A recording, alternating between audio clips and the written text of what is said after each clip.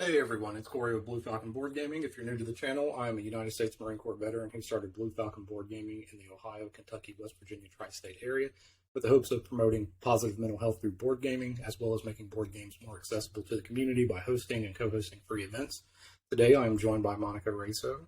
Monica, welcome.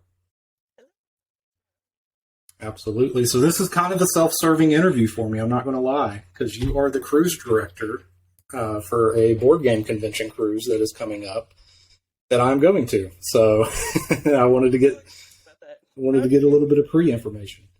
So me and some buddies were at Origins last year. I think it was it was Origins last year, and he just happened to see a banner on the way out, and he was like, "Hey man, let's check this out." So he's reading off the dates and stuff. I'm like, okay, like this is like a year out almost. We could make this work. So I get home, and me and my wife, we had been on a cruise since like 2014, 2015 maybe.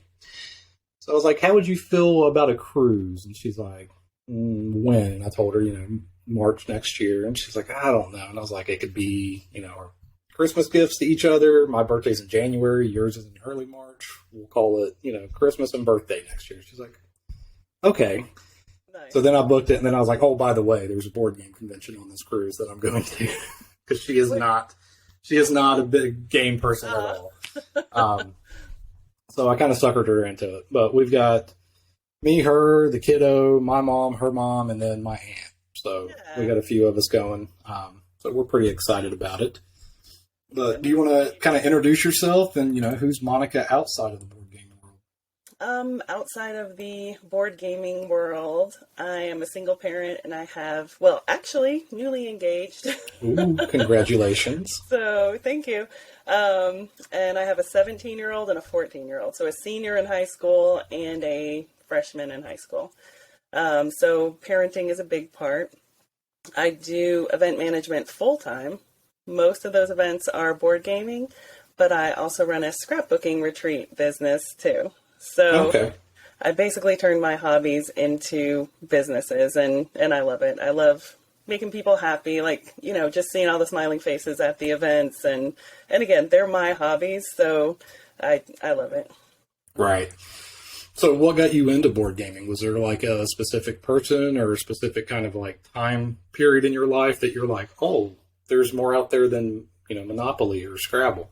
Yeah, I think there's that kind of initial awakening for all of the hobby gamists where I knew I liked, the board games that my parents played or something, but there was one time when I was living in New York, and we had a friend come up, and his name is John, and he brought this magical bag of Catan, Carcassonne.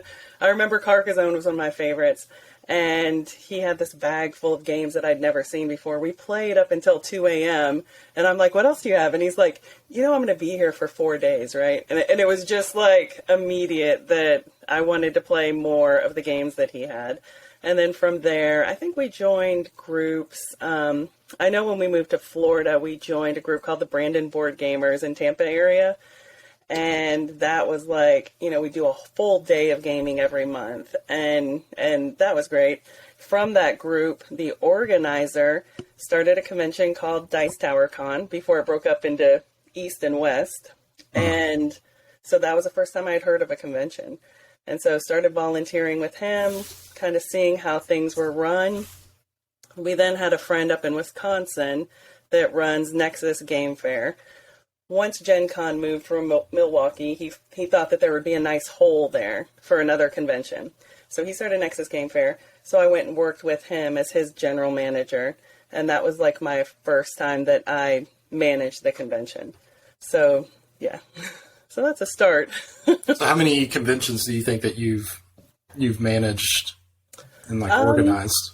I mean, the ones, of course, my babies are TantrumCon is the big convention in Charlotte, North Carolina. And that's been going on for 5 years now, I believe. 2020 kind of messes things up. Do I count that year? Do I not? So I am the general manager of TantrumCon. And then I kind of just went with my interests. With Meeples at Sea, my friends Sherry and Melissa were running this cruise, and they actually just invited me to it. It was called CruisyCon. And they're like, this is a really fun event. We gather a lot of friends. We do gaming. And so I attended for a couple years, and then they asked me to be their cruise director and be kind of like their admin person and the face of the convention, if you will. And then 2020 hit, the pandemic, and they both have super busy full-time jobs. And so they decided they probably weren't going to continue with CruisyCon. So we merged CruisyCon and Meeples at Sea together. Well, actually, I had started Meeples at Sea because I wanted more, not just CruisyCon per year, but like more than that. So I asked them, can we do CruisyCon more than once? And they're like, no, dude, we're busy. So I was like, well, what if I start my own, but don't compete? Like never have it in the spring. They're like, yeah, that's fine. So yeah, when they were no longer interested in organizing CruisyCon, I was like, let's merge the two together. And so I keep it a lot like the general frame that they created, which was no more than 100 people, so that you can really get to know the gamers that you're playing with and have kind of more of an intimate gaming experience, if you will. When it starts getting bigger, like the 300, 400, I don't know how big game cruises can get. I just feel it lacks a little bit of personalization. So I'd rather do 1 to 4 cruises a year that are smaller than one huge one. Yeah, so the one that's coming up, it's on the Norwegian Encore ship, and it's March 19th through the 26th. So yes. For anyone attending that might be tuning in here, what can we expect? What's kind of like a day one type thing, and then maybe throughout the week? So it's basically a convention on the sea. So you have all of your food included. You've got your hotel room, all of your activities. So a lot of open gaming. And then I asked the attendees to run games. I believe you're running, is it Blood on the Clock Tower? Yep. Yeah, I told you I would do, at least 2 sessions of Blood on the Clock Tower, more if there's interest and stuff at 15 players. Because after 15, you have to start adding in like travelers, and those get a little tricky. And then I've got a list, actually, that I added to your geek list of other games that I'm going to bring and do some demos for, if anybody's interested. So it is Disney Sorcerer Arena from the Hop. Yeah. I've got that with the Thrills and Chills and the Turning the Tide expansions. Those are both really fun. They're actually a sponsor at TantrumCon too. Okay. And we're having a Disney Sorcerer Arena event at TantrumCon, like a 3-hour event where people can compete and everything. Is it the Road to Gen Con? Well, that's what I was going to say. It's not officially the Road to Gen Con, so it can't be an official stop, but they said it would be like a friendly, more casual tournament. Gotcha. Let's see what else was on here. Shobu from Smirk and Dagger. Luna Capital from DeVere Games. Berry Treasure from Restoration Games. Finger Guns, which is Indie Games. Furnace, Arcane Wonders. Saboteur from Amigo. Oh, I love that game. It's kind of older, but it's so fun.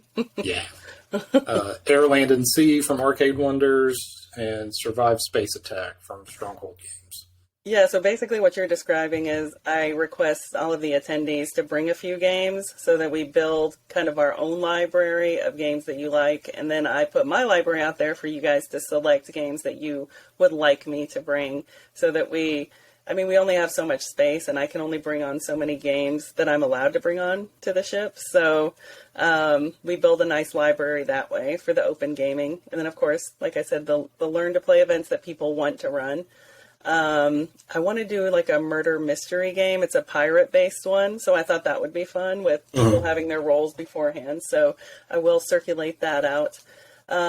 We have group dinners every night. It's important to me that if somebody comes alone, that they feel included, or just have the option to be included as much as you want. So if you and your spouse want to come to dinner every night with a group, you have that option. My fiance Jack and I love to have a bunch of people at the table and get to know everybody, so we're open to a group dinner every single night. Maybe we'll do one date night at the steakhouse or something, but it's always your option, and it will be at the same time. I don't know if we decided if it was 6:30 or 7 yet, but every night you could do that, or you go off on your own. The ship has a lot of different specialty dining venues.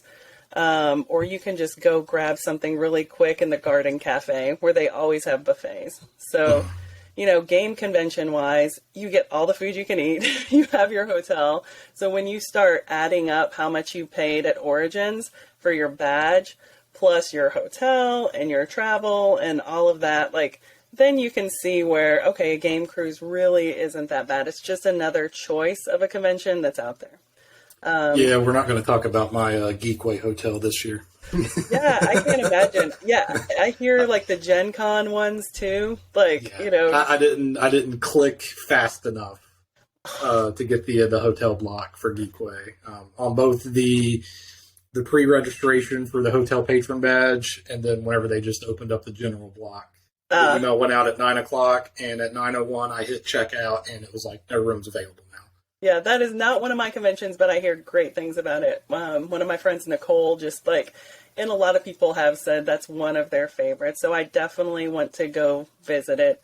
All of mine are kind of based off of the old Dice Tower convention model of having a lot of different learn to plays, a big open gaming area, big library, kids gaming. The Dice Tower convention always did that super well. So that's what we focus on at TantrumCon. Yeah, Geekway was back and forth. Yeah, Geekway was my favorite one from last year.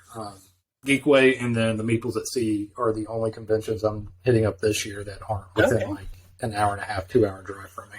Yeah, so it'll definitely be like the other conventions. You have a choice of, do you want to attend or do you want to hang out with your family or get off the ports? One thing about having the ship is that we do have all these different ports that we're going off of. You can get off the ship and visit these amazing places if you'd like. But if not, there's always open gaming on board. That room will be open to people to come in and out and play games.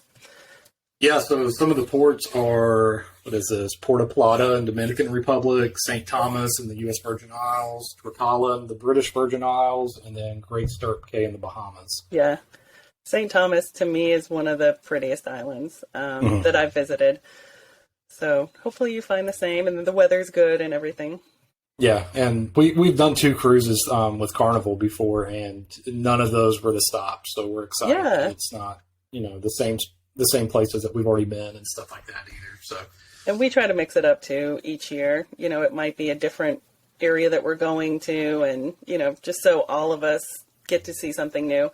I do feel like a lot of the cruise ships stop in the Bahamas somewhere, like Nassau or something like that. So that one I feel like doubles up sometimes. But there's so many cool places out there, so many experiences for everybody. We've done kind of low key type of things, that we went to one thing that was called salsa and salsa. So we learned to make salsa with the chips and then how to salsa dance. It was just really easy. But then we've gone on action-packed adventures where you're on the ATVs in the mud and zip lining and, it's whatever you like to do. And those items are called excursions, just for people that aren't familiar with cruises. So those items do cost extra. But really so much is included on the ship that if you didn't want to do those things, you would be fine. Yeah, we were going through some of the excursion options and stuff too on the Norwegian website, and there's some really cool ones, but not really cool to try to do with a 5-year-old. Oh gosh, yeah. There was one you're on this underwater, I want to say moped or hoverboard almost, and you're fully encapsulated. You're just just trolleying along underwater. Underwater. That would be so cool to do. And I was we can't get Harper to do that. There is a kids club. I'm not sure the youngest age. But my kids go to teen club and I don't see them. They get this pack of teens and they do these fun things. And on this ship, there's actually go-karts, laser tag, some good things because honestly, I have the teenagers and I wanted them to be entertained also. And some of us are immature and we want to go do laser tag too. So yeah, and it's not bad. I think the laser tag was $10 or something, and then the go-karts were $15, and then if you could buy an extended go-kart pass, it was unlimited. So yeah, I'll have to ask you guys that are going on the cruise, do we all want to sign up for the same laser tag group so we can all play together or something? And I could find out how many people can go. But I love doing things as a group. Even the excursions, we'll be listing, like, we can use Facebook to list those. I have a Discord channel. I just have to, like, figure out how to edit it because, like, I'm old. That's why I use Facebook. So, yeah, I'll have to figure that out. But then you could post what excursions you're going on, and maybe somebody else would go with you. Maybe other people have 5-year-olds, 6-year-olds that would want to hang out at the pool with your family. So getting those means of communication in place will be important for our crew.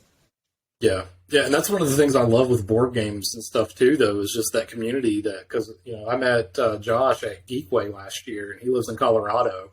We would have never crossed paths. And since then we've stayed in touch. We've played on, Board Game Arena. He just flew in from Colorado to Ohio to go to Ravenwood Castle.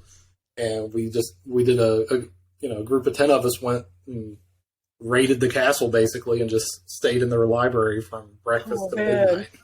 I see some of those. I usually they're RPG based from what I've seen online, where you actually have like this convention at the castle. I'm like, I need that. I must have a castle.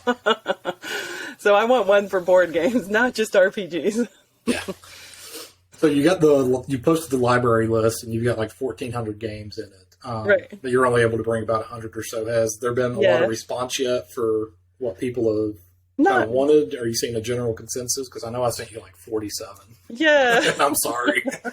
So what I do is you have more of a chance of getting those games on if they're small. If you're like, I need Axis and Allies, double version with miniatures, and it's this big, I'm like, So what I do is I pull the games that people suggest and then I try, And if it's something that's really huge, then maybe not make it.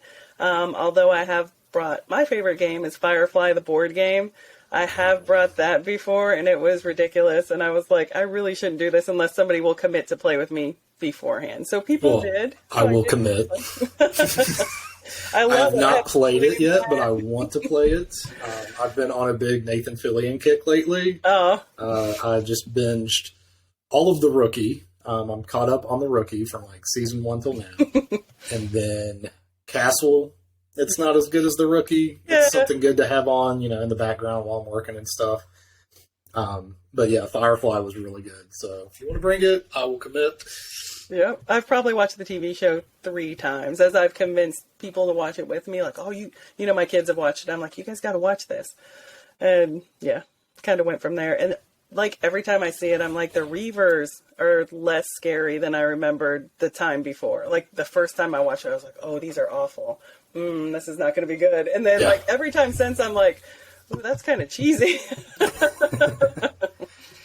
But it's great. I've been on a few big supernatural kicks, and I'm like, I'm just going to watch it season 1 through 15.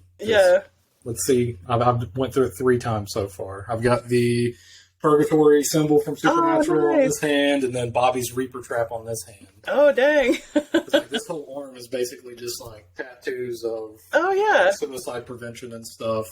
It's like my mental health arm. Good. Basically just a reminder, hey, don't eat yourself. So I'm like, hey, a Reaper Trap on the hand. Makes sense to me, at least in my mind. And it's nice and black and sticks out to me. So yeah, but that's also one of those shows. Like the first time you watched it was very like, oh, this is scary, or you kind of think about things, and then as you watch it more, and especially recently, you're like, whoa, those graphics really weren't that good. Yeah. Some of these graphics were really bad. Yeah. So, are there any play to wins or anything like that for this convention? I will have play to win. I always get support from Envoy Double Exposure for all of my conventions. And I don't know, if there's other convention managers out there, you definitely should look those guys up because, and I guess I'll give them a little commercial for their business. What they do is they work with publishers and they basically investigate, if you will, to make sure your convention's real. So I have to fill out a form. I tell them how many people are coming, the name of my convention, the dates, and all of that. And they ask, what kind of support do you need? Do you need help at your convention? Do you need play-to-win games? Like, what do you need as a convention? And then they're almost like kind of a consultant, and they reach out to the proper publishers that they think would be interested in supporting your convention. So with Meeples at Sea being so small, I don't always get support from Double Exposure Envoy, but for the big conventions, always, because it's really that publisher's choice. So if they're like, they only have 40 people, I don't know about that. They usually are looking for 200 or more people to give play to win games to. But I'm very fortunate to have met a bunch of publishers and know them personally, where I'm like, hey, Andrew, hey, Chad, can you guys just give me some games for play to win? It's not going to be that much exposure. And they'll say that's fine, just to help out. And, some of the bigger sponsors from the other conventions, they'll throw in some things for me just as a favor. Yeah, so on the other side of that, so I'm a herald with the Envoy program, and all of the games that I'm bringing, those are all games that I've got through Envoy, that I'm certified with through Envoy. When you so on the other side of it, it's you have the heralds that go out and do the demos of the games, and the publishers send them the games, and for Survive Space Attack, I have to do 5 appearances with it. Yeah. And an appearance is either 2 complete playthroughs with at least 2 new people, or 1 3-hour demo. So I have to do 5 appearances, but then I just get to keep the game. Right. So it's like, they got people out there teaching the game, spreading the game and all of that, which helps the publishers. Yep. And then the publishers are giving you free games, which exactly the library. So.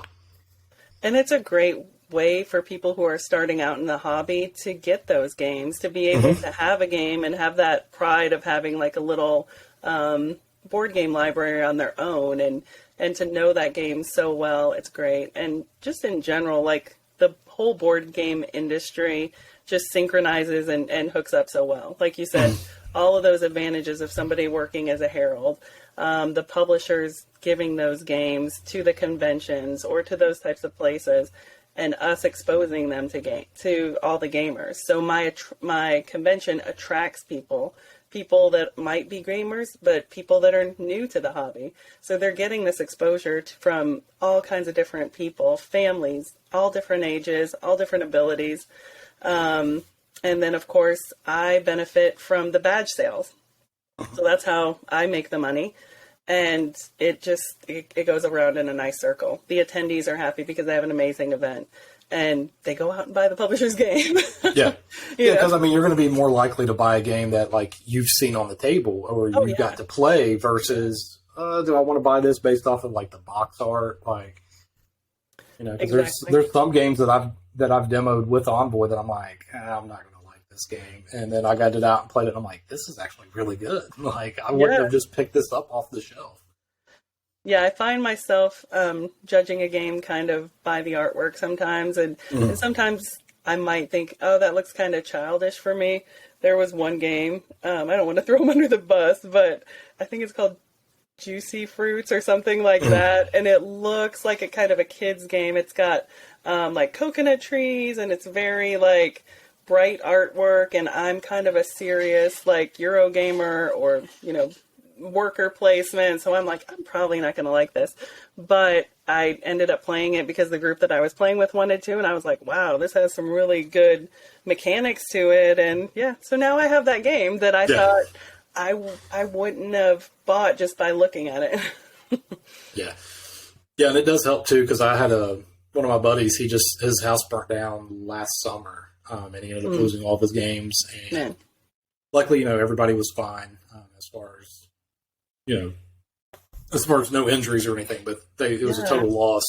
So he went to SimCityCon with me in Cincinnati, and he helped run the state tournaments and stuff, and that got him involved with Envoy. And then just last month, he did 2 demos at a local game shop. So, like, he's building up his collection again with that. So, and as a scrapbooker, great program. With my other business being scrapbooking retreats, like, whenever I hear fire, like, you lose your photos, you lose, like, so much in that. So that's horrible. So if somebody wants to book for the convention, who do they need to contact? What do they need to do? I have one main website that has all of my different projects. That's called GameConHQ.com. So like GameCon headquarters. So that will have information on TantrumCon, which is coming up at the end of February in Charlotte, North Carolina. And then I'm looking at my calendar to cheat. Meeples at Sea in March, which is March 19th through 26th. That ship, I just checked with my travel agent, the whole ship is almost sold out. Like 2 days ago, they had 10 interior cabins left, but they do have a good amount of balcony cabins. So people can still join us for the Meeples at Sea in March, but it'll probably be a balcony cabin, and the prices fluctuate at this time. Our special rate, I think, expired in December, so we don't have like that group rate anymore. So it is super important to do like what you did, like, oh, this is in a year from now, I'm gonna go ahead and book now. So the next one would be April of 2024. So people can go online. That one's on Celebrity. And that room is going to be super nice, where we're going to be gaming because it has windows all around. Ooh. Unfortunately, I know the place that we have now is in a like interior boardroom type of place. But during the day, I'm getting it so we game in one of the restaurants that has windows because I'm okay with a little bit of like just the interior room, especially when it's dark outside. But man, it's super nice to be able to game when you're looking out at the water because, that's nice. So yeah, Meeples at Sea 2023, you can still come. It's just a little bit expensive, way more than Corey paid. And and then I forgot that I paid for 6 people, so it was a bit. Oh, fine, never mind. Way more than he paid for 2. So the balcony rooms are amazing. And then I get off the ship on Sunday, March 26th, and then 4 days later, I'm driving to Atlanta for ProtoATL, which we didn't talk about much.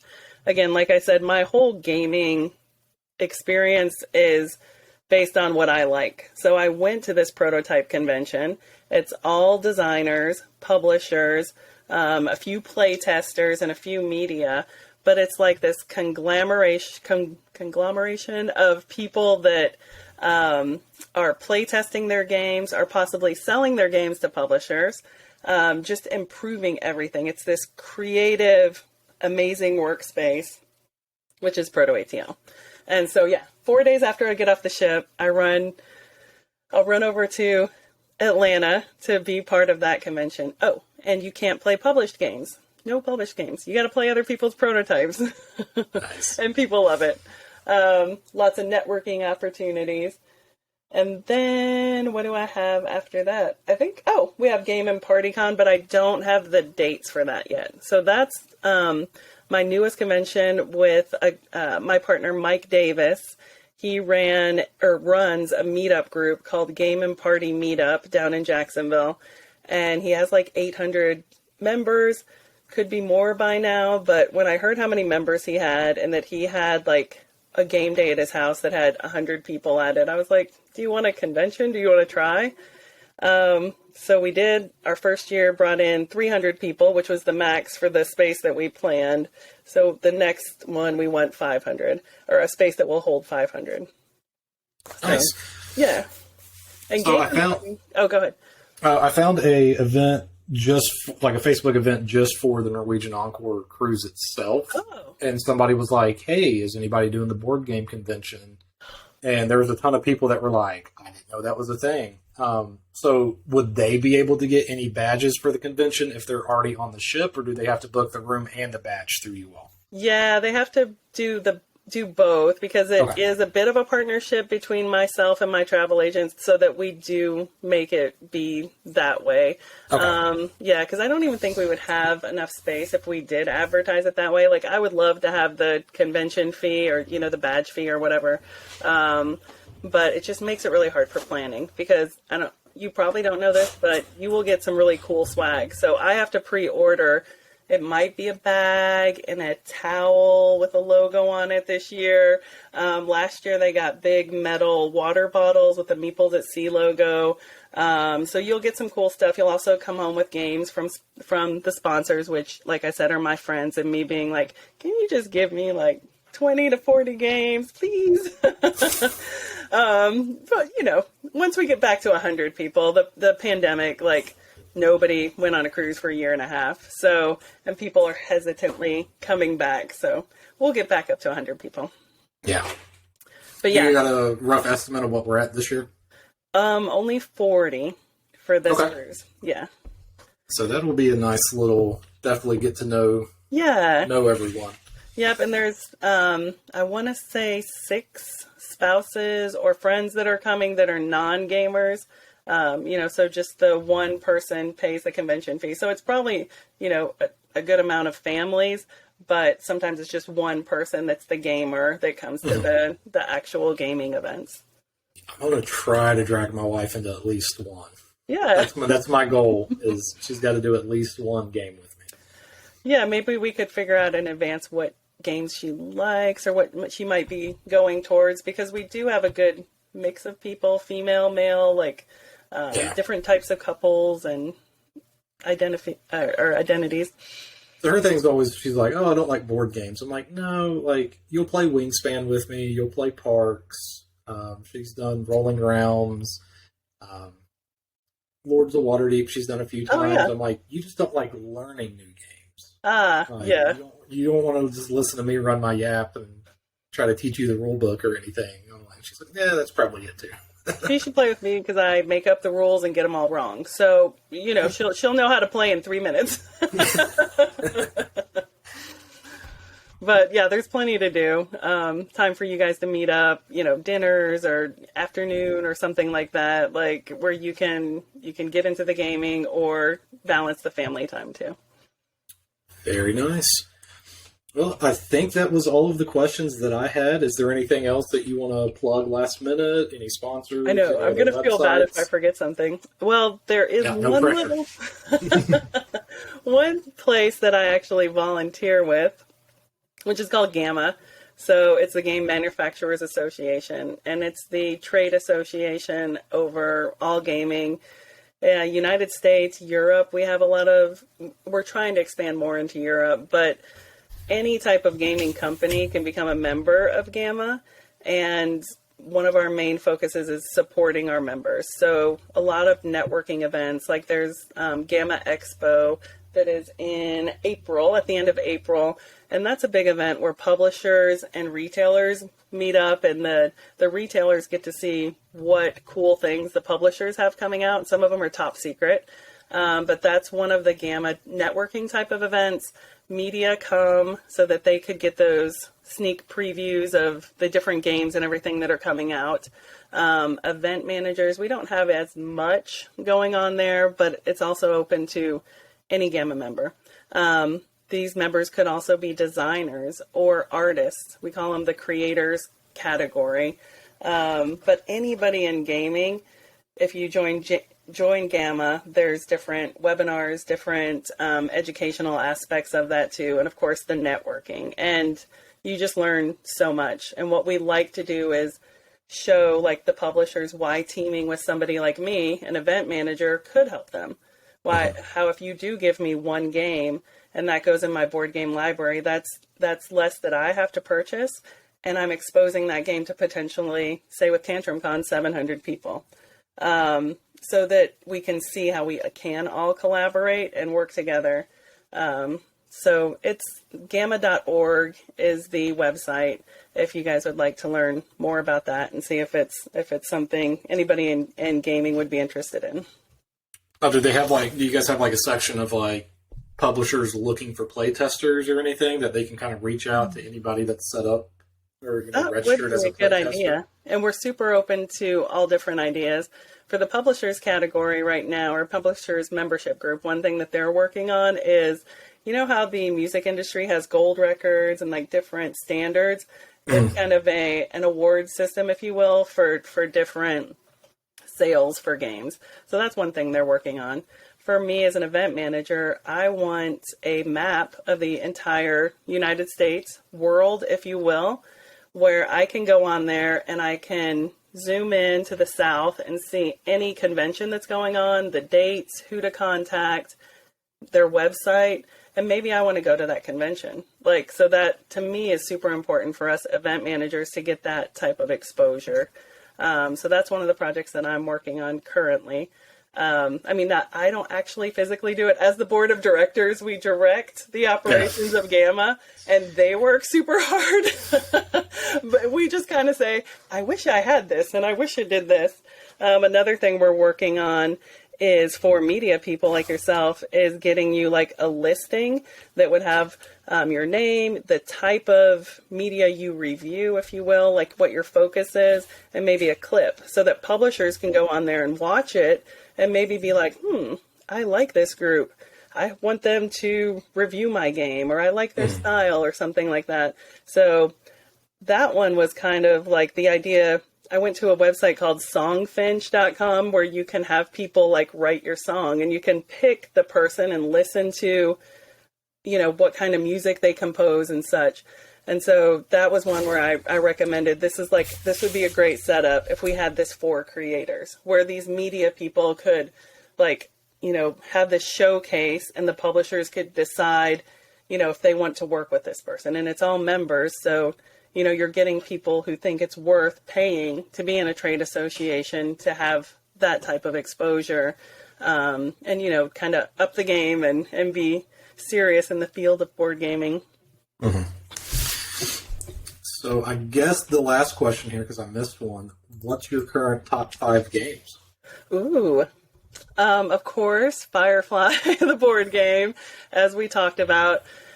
On the list for a really long time was Lords of Waterdeep, but now I have kind of this local group of Eurogamers that these people are like so serious that they expose me to so many different games. We recently played, what are some of the new ones that I liked? Whistle Mountain was pretty fun. I surprisingly liked Moonrakers, which is a cooperative, like semi-cooperative is what it's listed as. And I'm not a cooperative person. Like, I enjoy cooperating with you and a team, but not in gaming. So, yeah, it's so hard to say what the top ones are. I've been enjoying Isle of Cats for the last couple of years. So that's one, if somebody says you want to play it, I would always bring that one out. What else could I always bring to the table? I might stick with Lords of Waterdeep because it is pretty neat. I'm gonna just go with the top 3 for now. Sounds good. Yeah, I was trying to write a list down here because I'm like, never mind. So I would definitely say Scythe. Scythe was the one that got me into modern board gaming. It was like my first modern board game purchase, and I've went all out with it. Everything's upgraded. I've got the metal mechs and oh my gosh, all the expansions and all of the, you know, the Meeple source wooden upgrades, the metal coins, like everything that's out for it I have. Nice. Which Stonemaier Games just announced, what was it called? Was it Encounters? No, I don't think it was Encounters. I'm blanking on the name. It starts with an E, but it is set in the Scythe universe after, after the factory storyline of Scythe. Yeah. So it's not an expansion or anything like that. But I was super excited. Jamie does his live each week, and he announced it, and I just ran to the website and clicked pre-order. I feel embarrassed because, like, all the games I really love, like Viticulture, like, they're kind of older, but I still would pull them out and play. So I do enjoy learning the new games, but really do like some of the older games, too. It's going to drive me crazy now because I can't remember the name of it. Expeditions. There we go. Not Encounters. I was thinking of Scythe Encounters, which was like a additional fan-made promo pack that they ended up publishing of different encounter cards that happen in the game. So yeah, definitely Scythe. Also up there, it was the second game that I bought, and if you like Lords of Waterdeep, you would really like it. It's called Yedo, or Yedo. Oh yeah, I have not played that. It was like Lords of Waterdeep on steroids. What? So instead of the regular kind of like cards of, I have to have X amount of cubes, you've got a big board, just like any worker placement. You've got easy, medium, hard, and like super difficult mission cards. Oh dang! That you get to draw, and whenever you look at them, it's got like, you have to have a worker at this spot, and then you have to have a geisha, a certain weapon, and then you may have to pay like a certain amount of coins to complete the mission. But there's just so much to it. There's an auction system that's super quick. It's not drawn out. It's just, everybody bids once. And if you get it, then you get it. If not, that person's now out of the auction and it goes to the next item. So everybody gets I like that auction part too. One of my favorite games is Spartacus, and it has this cool auction portion to it where you have to bid on placement and first place, and then there's like buying different items. So Spartacus is a good one too. I bet you like Heroes of Land, Air, and Sea and Terraforming Mars with the likes that you mentioned. Mm-hmm. Yeah. Yep. Parks is a nice little, I feel super relaxed playing it. Absolutely. Love it. Honeybuzz is really good. I just got to play that over the weekend again. It had been a couple months since I got to play it, and just playing it again, I'm like, oh, this is why I love this game.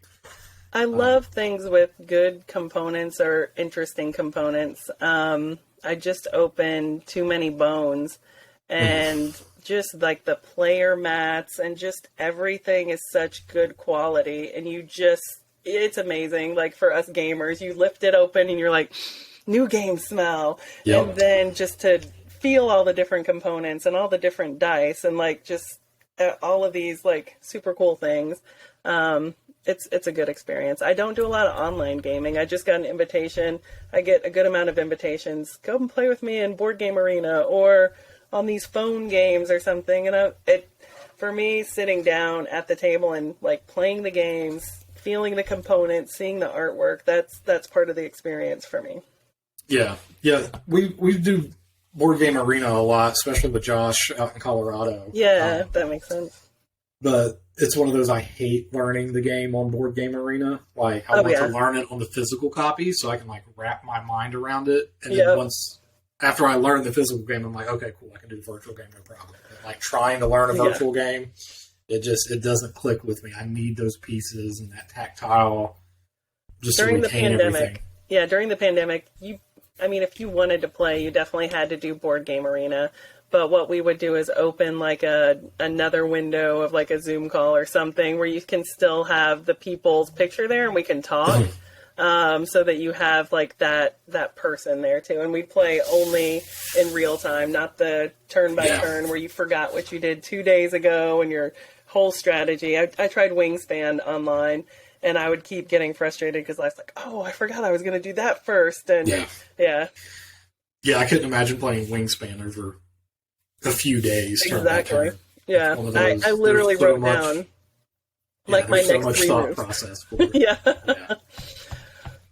All right. Well, thank you very much for taking the time out. I appreciate it. And I am so looking forward to the cruise. I know. I'm so excited. I'm glad you guys saw the banner at Origins. I'm doing that again next year. So we actually had a full booth in the exhibitor hall, too, with a tiki hut and everything. So, I'm super glad that you saw that. And I definitely appreciate the invitation to come on your podcast to talk about board game conventions and Meeples at Sea and all the fun stuff.